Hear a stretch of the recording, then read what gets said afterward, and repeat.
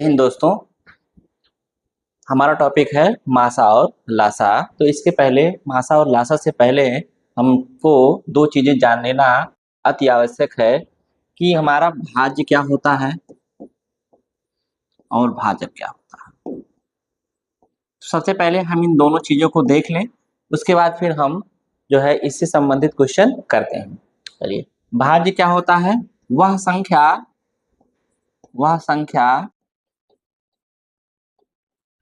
जो किसी संख्या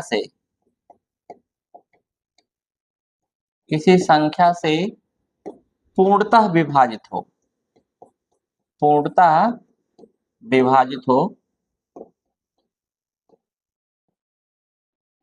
तो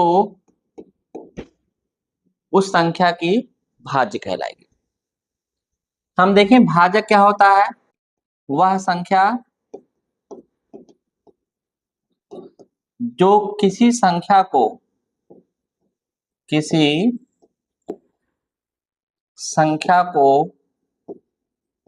पूर्णतः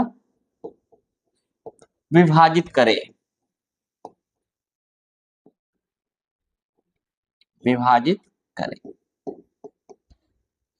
ठीक है, तो भाज्य क्या होता है? किसी संख्या से पूर्णतः विभाजित होता है, लेकिन भाजक क्या होता है? किसी संख्या को पूर्णतः विभाजित करता है। जैसे अगर हम देखें, हम आपसे कहें कि 4 के भाज्य लिखिए।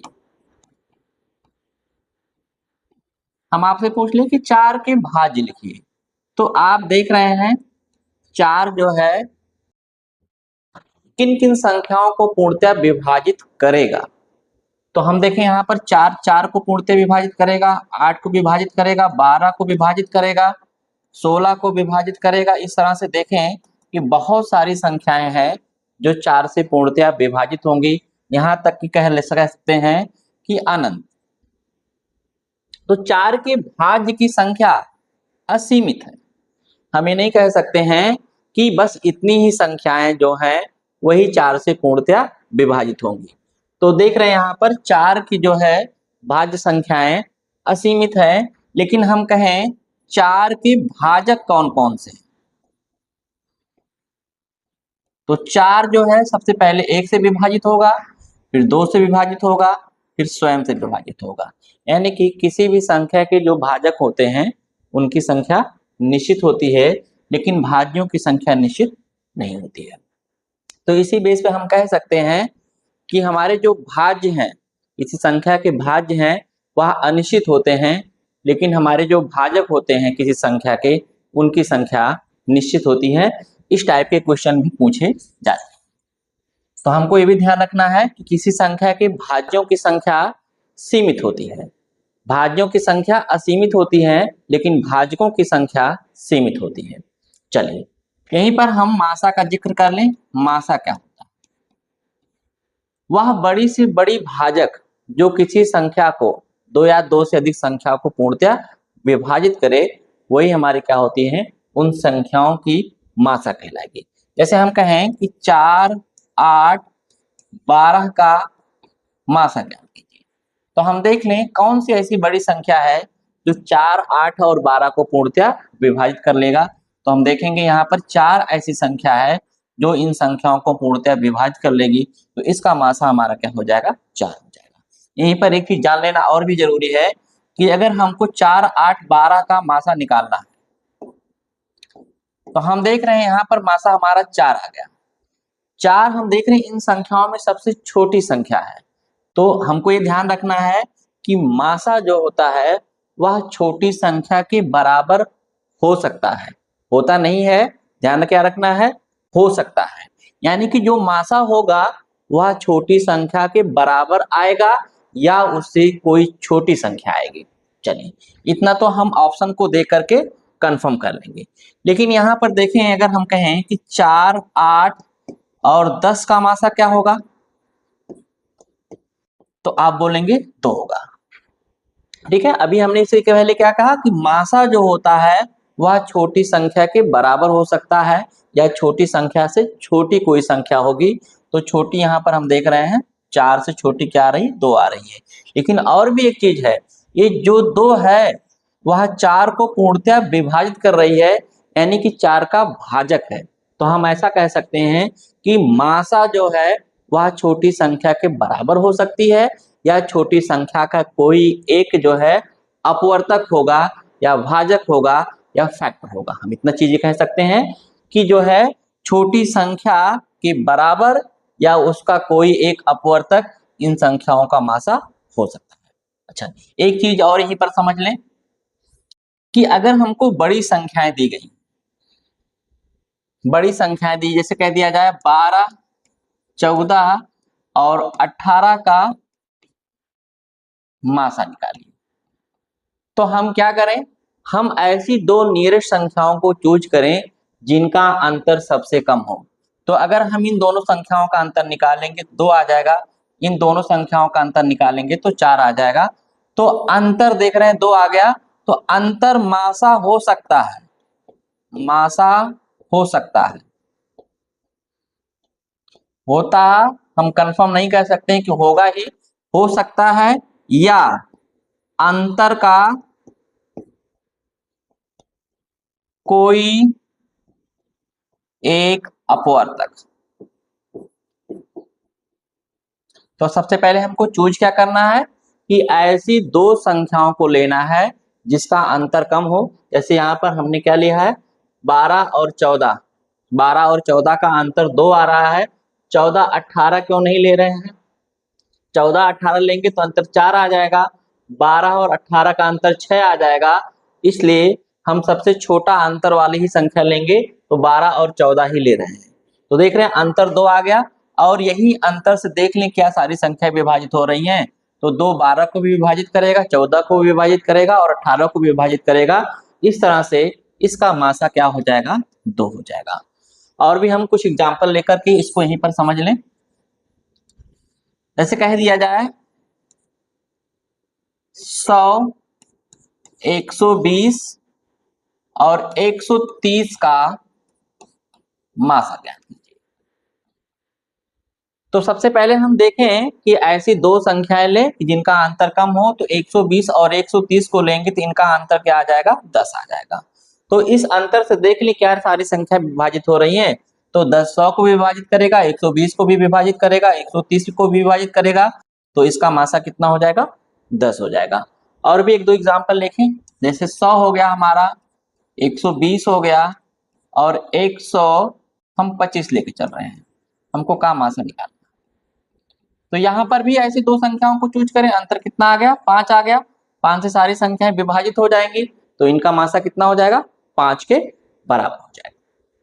तो इस तरह से मासा क्या होता है, वह बड़ी सी बड़ी संख्या होती है जो इन संख्याओं को पूर्णतः विभाजित करती है। यहीं पर हम भाग विधि के द्वारा भी देख लें कि मासा कैसे निकाला जाता है। सबसे पहले हम क्या करते हैं, यहाँ पर जो है सबसे बड़ी और उससे छोटी संख्या लेंगे। जैसे 120 से हम भाग करेंगे 125 में, एक बार जाएगा, तो यहाँ पर हम लिखे 120 घटा लिए 5 आ गया, इस 5 में हम फिर 120, इस 5 से हम 120 में भाग करेंगे, 5 दूना 10 हो गया, और यहाँ पर 20, 5 चौक 20 आ गया। देख रहे हैं 120 को 5 पूर्णतया विभाजित कर दे रहा है, तो 5 से देख लें क्या 100 भी विभाजित होगा, 5 दूना 10 आ गया, शून्य यहाँ पर उतारे, यहाँ पर शून्य बढ़ा दिए, 20 आ गया। तो 5 जो है इन संख्याओं को भी विभाजित कर रहा है और 100 को भी विभाजित कर रहा है, इसलिए इनका जो मासा हो जाएगा वह 5 के बराबर हो जाएगा। इस तरह से हम भाग विधि के द्वारा भी मासा निकाल सकते हैं। चलिए अब देख लें लासा हमारा क्या होता है, लासा ही पर समझें लासा क्या होता है। लासा, लासा वह छोटी से छोटी संख्या होती है, दो संख्याओं की या दो से अधिक संख्याओं का जब हम लासा निकालेंगे तो हम देखेंगे कि वह छोटी से छोटी संख्या होती है, या ऐसा कह लिए वह छोटी से छोटी अपवर्त संख्या जो उन संख्याओं से पूर्णतया विभाजित हो। जैसे हम कह दिए 10 और 15 का लासा क्या होगा, तो हम 10 का यहाँ टेबल कर लें, 10, 10 दूना 20, 10 तियाई 30, 10 चौक 40 और 15 का टेबल पढ़ लें। 15, 15 दूना 30, 15 तिया 45 और 15 चौका 60। इसमें देख लें कि सबसे पहली ऐसी कौन सी संख्या है, छोटी संख्या है जो दोनों में कॉमन है। तो यहाँ पर देख रहे हैं 30 यहाँ पर है, 30 यहाँ पर है, तो इन संख्याओं का जो लासा हो जाएगा वह 30 के बराबर हो जाएगा। तो इस तरह से हम बहुत पहले निकालते थे, लेकिन अब हम क्या करेंगे, हम गुणनखंड की विधि के द्वारा 10 और 15 का हम गुणनखंड कर लेंगे। अभाज्य गुणनखंड 2 गुणे 5 हो गया, 15 को हम लिखेंगे 3 गुणे 5। जो कॉमन संख्या होगा उसको एक बार लिखेंगे, बाकी को हम गुणा करके लिख लेंगे। इनका लासा निकालने के लिए हम क्या करें, यहाँ पर देख रहे हैं दोनों में 5 कॉमन है, 5 लिख लिए, 5 गुणे 2 गुणे 3, इनका गुणा कर लिए, कितना आ गया 30। इस तरह से इनका लासा जो है वह 30 के बराबर हो गया। तो भाग विधि के द्वारा भी हम लासा इस तरह से हम गुणनखंड विधि के द्वारा भी हम लासा निकाल सकते हैं। चलिए यहाँ पर देखें और भी कुछ विधियां हैं। चलिए जैसे हम कहें 10, 15 और 25 का हमको लासा निकालना है, तो सबसे पहले इनका गुणनखंड कर लें। तो 2 गुणे 5 हो गया, यहाँ पर हम क्या लिखे 5 गुणे 3 लिखिए और 25 को 5 गुणे 5 लिखिए। हम जो हमारा लासा होता है वह बड़ी संख्या हो सकती है या बड़ी संख्या का कोई एक अपवर्त होगा। तो सबसे पहले हम क्या कर लें, बड़ी संख्या का गुणनखंड लिख लें 5 गुणे 5। ध्यान से यहाँ समझना है, 5 गुणे 5 लिख लिए। अब उसके बाद देखिए उससे छोटी संख्या जो कॉमन होगा उसको हटाएंगे और जो बचेगा उसको गुणा करके रूप में लिख लेंगे। यहाँ देख रहे हैं 5 है और यहाँ पर भी 5 है, 5 से 5 हटाए, यहाँ पर बचा 3 तो गुणा 3 लिख लिए। और यहाँ पर देख रहे हैं 5 है, 5 हटाए 2 बच रहा है, तो इसमें 2 से गुणा कर लिए। अब यहाँ पर 5 दूना 10 और 3 बचे 15, 15 गुणे 10 कर लिए, आ गया लासा इनका 150। तो इस तरह से हम लासा निकाल सकते हैं। तो लासा हमारी वह छोटी से छोटी संख्या होती है जो इन संख्याओं से पूर्णतया विभाजित हो, और मासा क्या होता है, वह बड़ी सी बड़ी संख्या होती है जो उन संख्याओं को पूर्णतया विभाजित करे। चलिए इसी पर बेस हम क्वेश्चन करते हैं। पहला क्वेश्चन हमारा है कि भाग विधि द्वारा दो संख्याओं का एचसीएफ ज्ञात करने पर भागफल क्रमशः 1, 8, 2 हैं और अंतिम भाजक 105 है, संख्याओं का योग क्या है। तो इस क्वेश्चन को देखिए हम कैसे सॉल्व करेंगे। यहां पर हमको अंतिम भाजक दिया गया है, अंतिम भाजक दिया गया है, तो हम मान लेते हैं हमारी जो संख्याएं हैं वह ए और बी है। बी छोटी संख्या है, ए बड़ी संख्या है, तो ए में हम बी से भाग करेंगे। यहाँ पर देख रहे हैं भाजक हमारा भागफल 1 आया है, एक बार जाएगा, यहाँ पर बी लिखेंगे, घटाएंगे, जो संख्या सी आएगी उसमें हम फिर बी से क्या करेंगे, बी में भाग करेंगे।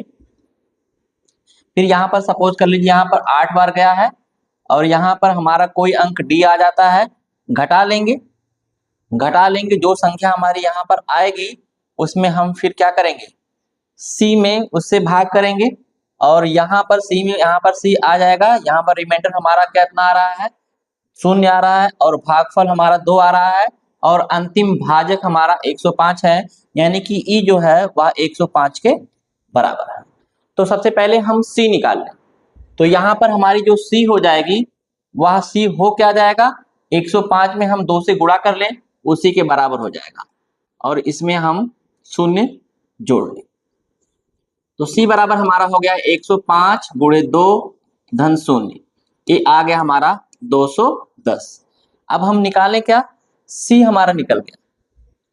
जब हमारा सी निकल गया तो फिर हम डी निकालें, डी ना निकाल करके हम बी निकालें, तो बी बराबर हमारा हो गया कितना जाएगा, 210 हो गया।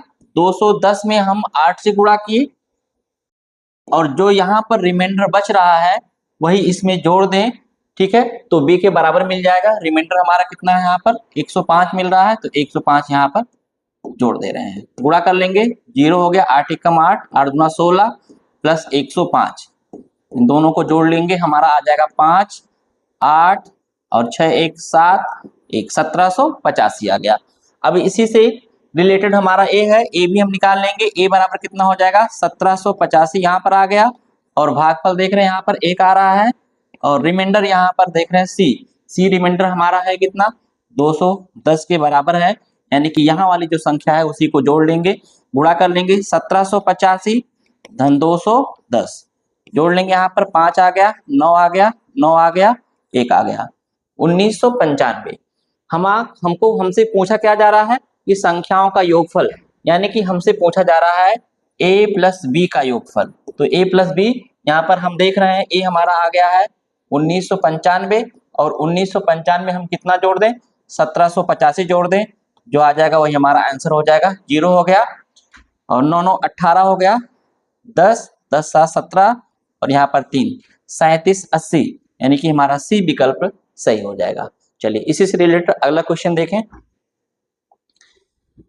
अगला क्वेश्चन हमारा है कि 64 54 73 06 और 87 97 में से प्रत्येक को सबसे बड़ी संख्या d से विभाजित करने पर शेषफल अगर r प्राप्त होता है तो d माइनस r का मान निकालना है।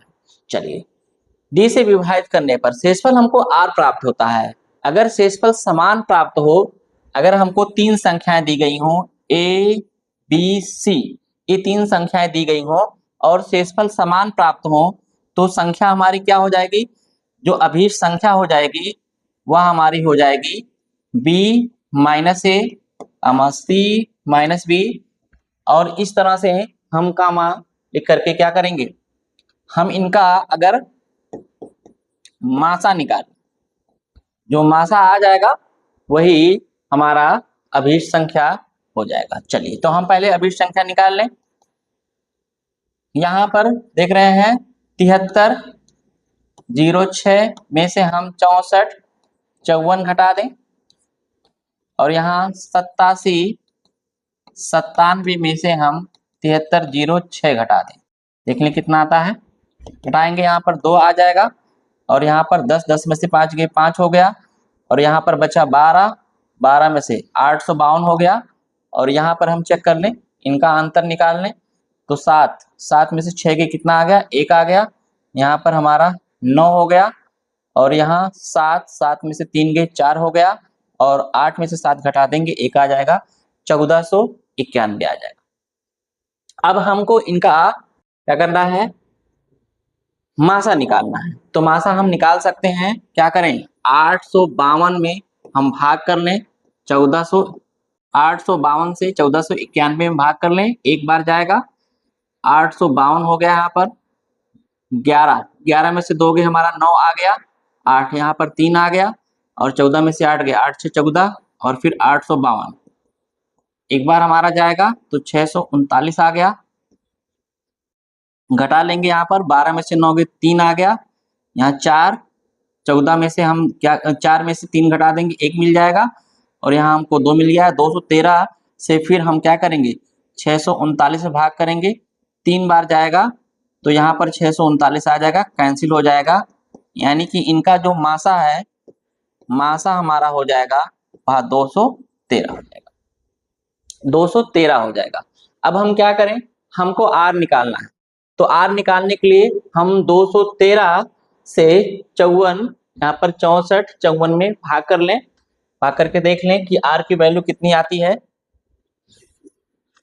आर की वैल्यू कितनी आती है यहाँ पर हम चेक कर सकते हैं। 64 54 में अगर हम 213 से भाग करें तो सबसे पहले हम 13 दूना 26 13 3 39 3 बार जाएगा, 3 त्रिका 9, और यहाँ पर 3 एकम 3 हो गया, और 6 हो गया, घटा लेंगे यहाँ पर 15 में से 9 गए 6 हो गया, और यहाँ पर कैंसिल हो गया। यहाँ पर हम 4 उतारेंगे, बाहर नहीं जाएगा, 0 बढ़ा लेंगे, 0 हो जाएगा यहाँ पर 64, तो रिमाइंडर हमारा कितना आ गया 64, आर 64 के बराबर हो गया, और हमको निकालना है डी माइनस आर।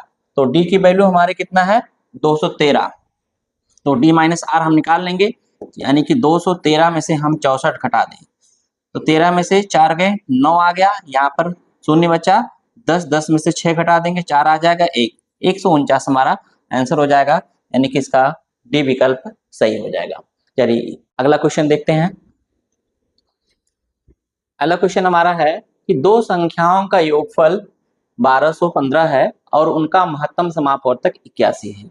यदि संख्याएं 500 और 700 के बीच हैं तो संख्याओं के व्युत्क्रम का योग कितना है। अच्छा, देखिए यहाँ पर हम जैसे मान लीजिए 4 और 8 दो संख्याएं दी गई हैं, 4 और 8 दो संख्याएं दी गई हैं और इनका अगर हम मासा निकालें तो मासा हमारा कितना हो जाएगा, यहाँ पर 4 आ जाएगा।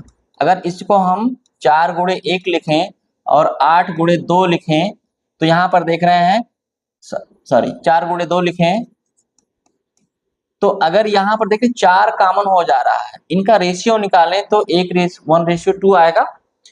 तो अगर हम अनुपात से मासा में गुणा कर लें तो संख्याएं प्राप्त हो जाएंगी। तो इसी तरीके से मासा हमारा दिया कितना गया है, 81 दिया गया है। तो हम संख्याएं मान लेंगे, संख्याएं हमारी कितनी हो जाएंगी, 81 x हो गया और 81 y हो गया। मान लेते हैं संख्याओं के बीच में x अनुपाते y का अनुपात है, तो इस तरह से हम संख्याएं लिख सकते हैं। इनका योगफल दिया गया है, यानी कि 81x प्लस 81y का जो मान दिया गया है वह 1215 के बराबर है। तो हम यहाँ से x प्लस y का मान निकाल सकते हैं। क्या हो जाएगा, 1215 बटे 81 हो जाएगा। इससे डिवाइड करेंगे तो 15 बार जाएगा, तो x प्लस वाई का मान 15 के बराबर हो जाएगा। एक कंडीशन दिया गया है कि जो संख्याएं हैं वह 500 और 700 के बीच में है। तो यहाँ पर हम इसको दो भागों में ऐसे तोड़ेंगे। मान लीजिए x का मान हम 7 लेते हैं और y का मान 8 लेते हैं, 8 7 15 हो गया। इससे अगर हम छोटी संख्या लेंगे तो 500 और 700 के बीच में आएंगे ही नहीं। चेक कर लें, हमारी पहली संख्या कितनी हो जाएगी, यहाँ पर 81 गुणे 7 कर लें और दूसरी संख्या हमारी हो जाएगी 81 गुणे 8। तो यहाँ पर 7 हो गया और 8 सत्ते 56, एक संख्या हमारी ये मिल गई। 8 और 8 × 64, दूसरी संख्या हमारी ये मिल गई। हमको क्या करना है, इनके व्युत्क्रम का योगफल निकालना है, यानी कि 1/81x प्लस 1/81y का मान निकालना है। 1/81 हम कॉमन ले लें तो 1/x प्लस 1/y मिलेगा। इन दोनों का एलसीएम ले लें, 1/81 हो गया यहाँ पर x प्लस वाई बटे x गुणे वाई। तो यहाँ पर देख रहे हैं 1/81 मिल गया। x प्लस वाई का मान मालूम है, वह 15 के बराबर है। और x गुणे वाई यानी कि 7 गुणे 8 का मान हम लिख लें, 3 से काटने 5 बार जाएगा, 3 × 5 = 15 और यहाँ पर हमारा 27 आ जाएगा। गुणा कर लें, 5/8 सत्ते 56, 27 गुणे 56 कर लें। अगर हम 27 में 56 से गुणा कर लेंगे तो 7 × 6 = 42। इकाई का अंक 2 चेक कर ले पहले, क्या इकाई का अंक 2 कहीं आ रहा है, तो यहाँ पर 2 जगह आ रहा है, तो हमको गुणा करना ही ज्यादा बेटर। 7 × 6 = 42 हो गया, 6 दूना 12, 12 में हम 4 जोड़ देंगे 16 हो जाएगा, 7 × 5 = 35 और 5 दूना 10, 3 13, जोड़ ले इनको, 2 आ गया और 6, 5 = 11, 3 1 4, 4 1 5 हो गया 1, यहाँ पर आ गया 1512, यानी कि इसका मान कितना हो गया, 5/1512। तो हमारा ए विकल्प सही हो जाएगा। अगला क्वेश्चन हम देखें। चलिए, अगला क्वेश्चन हमारा है कि दो संख्याओं का मासा 21 है तथा उनका लासा मासा से 221 गुना है। यदि उनमें से एक संख्या 200 से 300 के बीच आती है तो दूसरी संख्या के अंकों का योगफल क्या है। तो इस तरह से हम संख्याएं मान लेंगे। संख्याएं हमारी हो क्या जाएंगी, 21x और 21y। हम जानते हैं कि दो संख्याओं का जो गुणनफल होता है, दो संख्याओं का गुणनफल उनके लासा और मासा के गुणनफल के बराबर होता है। तो 21x गुणे 21y जो है, लासा हमारा है 221 गुना मासा का। तो 221 में हम 21 से गुणा कर लें और मासा हमारा कितना दिया गया, यहाँ पर 21 दिया गया है। तो यहाँ देख रहे हैं 21 से 21 कैंसिल हो जाएगा, इस 21 से 21 कैंसिल हो जाएगा। x गुणे y का जो मान है वह 221 के बराबर हो जाएगा। 221 को अगर दो भागों में तोड़ेंगे तो 13 गुणे 17 आएगा, 13 गुणे 17 आएगा। हमको निकालना क्या है, दूसरी संख्या के अंकों का योगफल। क्या हम चेक करके देख लें क्या पहली संख्या 200 से 300 के बीच में आ रही है? तो अगर हम 13 में 21 से गुणा करेंगे, 13 एकम 13 हो गया, 13 दूना 26, 1 27 हो गया। देख रहे हैं हमारी जो पहली संख्या है वह 273 के बराबर आ जा रहा है, यानी कि जो पहली संख्या है 200 और 300 के बीच में है। तो दूसरी संख्या के अंकों का योगफल निकालना है, तो दूसरी संख्या हम निकाल लें। 21 गुणे हमारा यहाँ पर देख रहे हैं 17, 17 लिख लिए। 17 एकम 17 हो गया, 17 दूना 34, 34 1 35, यानी कि 357 हमारी दूसरी संख्या हो जाएगी। इनके अंकों का योगफल निकालना है, तो अंकों का योग निकाल लें हम। ये हो जाएगा 3 धन 5 धन 7, जोड़ लें 7 5 12, 12 और 3 15। आंसर हमारा हो गया डी। तो इस तरह से अगर संख्याओं का मासा दिया गया है तो संख्याएं हम आसानी से लिख सकते हैं। हम मान लेंगे कि संख्याओं की जो बीच का अनुपात है वह x अनुपात y के बराबर है, तो संख्या हमारी हो जाएंगी 21x और 21y। क्यों? क्योंकि इनका मासा जो है 21 दिया गया है, और हम जानते हैं पहली संख्या और दूसरी संख्या का जो गुणनफल होता है वह उनकी लासा और मासा के गुणनफल के बराबर होता है। तो इसी क्वेश्चन में रख करके हम इसको सॉल्व कर लिए। x गुणे y का मान हमारा आ गया 221 के बराबर, और यही 221 17 गुणे 13 के बराबर होता है। पहली संख्या कंडीशन दिया गया है कि 200 से 300 के बीच में होगा, इसलिए हम उसको छोड़ देंगे, दूसरी संख्या लेंगे। दूसरी संख्या हमारी आ जाएगी 357 आ जाएगा। इनके अंकों का योगफल निकाल लेंगे, आंसर हमारा 15 आ जाएगा। तो इसी से रिलेटेड अगला क्वेश्चन देखें। अगला क्वेश्चन हमारा है कि 2 की घात 3 गुणे 3 की घात 4 तथा 2 की घात 5 गुणे 3 की घात 2 का महत्तम समापवर्तक क्या होगा? इनका मासा क्या होगा? सबसे पहले देख लें जो आधार बराबर उसको चेक करें। यहाँ पर आधार 2 है, यहाँ पर आधार 2 है, तो हम पहले 2 लिख लिए। यहाँ पर आधार 3 है, यहाँ पर आधार 3 है, 3 लिख लिए। हमको ध्यान ये रखना है कि दोनों में कॉमन हो, आधार बराबर हो और दोनों में हो। तो यहाँ पर इसमें भी 2 है, इसमें भी 2 है, तो 2 लिख लिए। इसमें 3 है, इसमें 3 है, यहाँ 3 लिख लिए। अब हम मासा के लिए क्या करते हैं? समान आधार की सबसे छोटी घात लेते हैं। तो यहाँ पर सबसे छोटी घात 3 है, यहाँ पर तो 3 लिख लेंगे, और यहाँ पर 2, यहाँ पर 4 है, तो सबसे छोटी घात 2 मिल जाएगी, तो 2 लिख लेंगे। इसका जो मासा हो जाएगा वह 2 की घात 3 गुणे 3 की घात 2 के बराबर हो जाएगा, यानी कि इसका सी विकल्प सही हो जाएगा। इस क्वेश्चन को अगर हमें इस क्वेश्चन में लासा निकालना होता तो कैसे निकालते हैं? तो सबसे पहले जो समान आधार है उसको गुणा के फॉर्म में लिख लेंगे, और हम लासा में बड़ी घात देखते हैं। यहाँ पर 2 की घात, यहाँ पर देख रहे हैं 5 बड़ी घात है, तो 5 लिख लिए। और यहाँ पर देख रहे हैं अगर यहाँ 4 है, यहाँ पर 2 है, तो हम 4 लेंगे, इनकी घात 4 लिख लेंगे। तो इस तरह से हम लासा निकाल सकते हैं। चलिए अगला क्वेश्चन देखते हैं। अगला क्वेश्चन हमारा है कि ए 3/4 तथा 9/16 का महत्तम समापवर्तक है। ए जो है 3/4 तथा 9/16 का मासा। अच्छा, भिन्न का मासा क्या होता है? अंश का हम क्या करते हैं? अंश का मासा निकालते हैं, और हर का लासा निकालते हैं। तो देखें यहाँ पर 3 और 9, 3 और 9 का मासा निकाल लें, और 4 और 16 का लासा निकाल लें। तो 3 और 9 का जो मासा हो जाएगा वह 3 के बराबर हो जाएगा, 4 और 16 का जो लासा हो जाएगा वह 16 के बराबर हो जाएगा। और क्वेश्चन में दिया क्या गया है?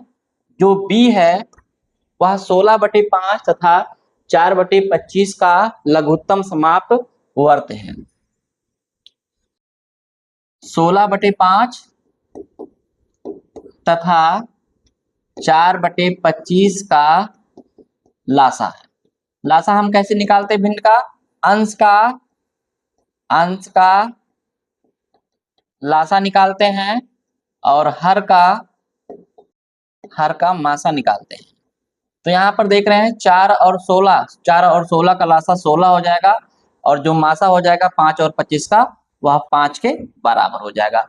हमको निकालना है a प्लस बी का मान, तो a प्लस बी का मान आसानी से हम निकाल लेंगे।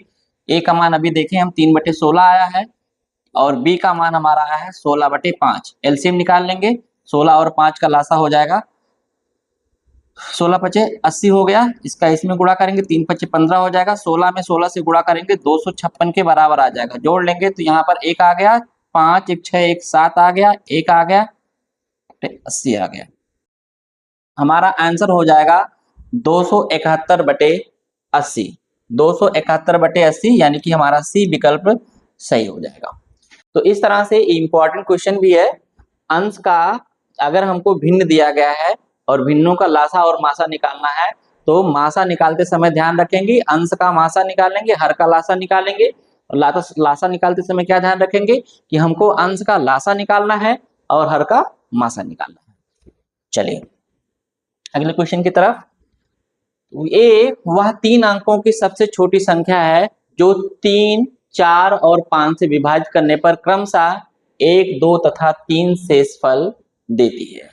तो देखें यहाँ पर 3, 4, 5 ये हमारा भाजक है। यहाँ पर 1, 2, 3 देखें, अगर इनका हम अंतर निकालें तो अंतर बराबर आ जा रहा है। ये अंतर बराबर आ जाए तो हम क्या करेंगे, जो हमारी संख्या हो जाएगी वह 4, 3, 5 का गुणज और उसी में से हम क्या करें अंतर घटा देंगे। अगर हमारा हमेशा शेषफल बराबर आता है तो जोड़ते हैं, लेकिन अगर अंतर यहाँ पर बराबर आ जाए तो हम क्या करेंगे उसको घटाते हैं। तो 3, 4, 5 का लासा निकाल लेंगे। 3, 4, 5 का जो लासा हो जाएगा वह 15, 60 के बराबर हो जाएगा। 15 चौका 60 और 60 में हम किसी संख्या से गुणा करें, जो संख्या आए उसी में से 2 घटा दें, तो जो आ जाएगा वही हमारा आंसर हो जाएगा। तो 60 में हम किस ऐसी संख्या से गुणा करें कि हमारा 3 अंकों का सबसे छोटा जो है वह भाज्य मिले, जो इन संख्याओं से पूर्णतः विभाजित हो जाए। तो अगर हम यहाँ k का मान 2 ले लें तो यहाँ इसकी वैल्यू 120 आ जाएगी। 120 में से 2 घटा देंगे तो यहाँ पर हमको मिल जाएगा 118 और हमको निकालना क्या है, एक ही अंकों का योगफल, यानी कि 118 के अंकों का योगफल। तो 1 + 1 + 8 जोड़ दिए, कितना आ गया 10, यानी कि हमारा बी विकल्प सही हो जाएगा। चलिए अगला क्वेश्चन देखते हैं। अगला क्वेश्चन है कि वह सबसे बड़ी संख्या कौन सी है जो 460, 491 तथा 553 को विभाजित करती है तो प्रत्येक बार 26 शेष रहता है अगर शेषफल बराबर। चलिए सबसे पहले हम क्या करें, 460, 491 और 553 को ले लें और 2 का कॉम्बिनेशन बनाएं और उनका अंतर निकालें। जो अंतर आए उन्हीं का हम क्या करें मासा निकाल लें। ठीक है, तो सबसे पहले हम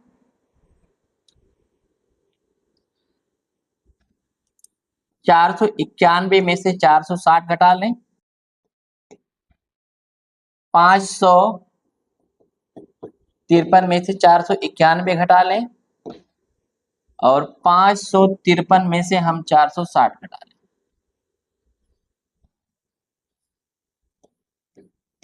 जो आ जाएगा इन्हीं का हम मासा निकाल लें, वही हमारी अभिष्ट संख्या हो जाएगी।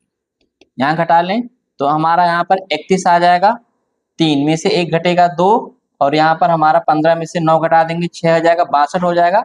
इसको घटा के देखें यहाँ पर 3 आ जाएगा और 15 में से 6 गए 9, 93 आ जाएगा।